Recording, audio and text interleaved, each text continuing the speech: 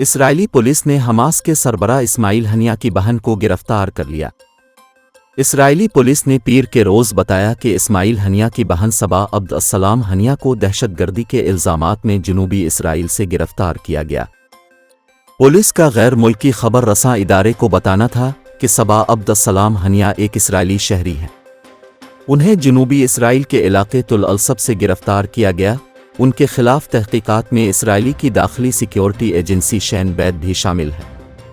Police तर्जुमान ने सबा अब्द अस्सलाम Haniyeh की गिरफ्तारी की तस्दीक करते हुए बताया, उन्हें हमास अरकान से साथ राब्ते और इसराइल के अंदर दहशतगर्दाना कार्रवाइयों पर उकसाने और उनकी हिमायत के शुबे में गिरफ्तार किया गया। पुलिस का कहना है कि 57 साला सबा अब्द अस्सलाम हनिया के घर से ऐसी दस्तावेज़ात, टेलीफोन और दीगर सामान मिला है जिनसे उनका इसराइली रियासत के खिलाफ हमलों में मुलव्वस होना साबित होता है।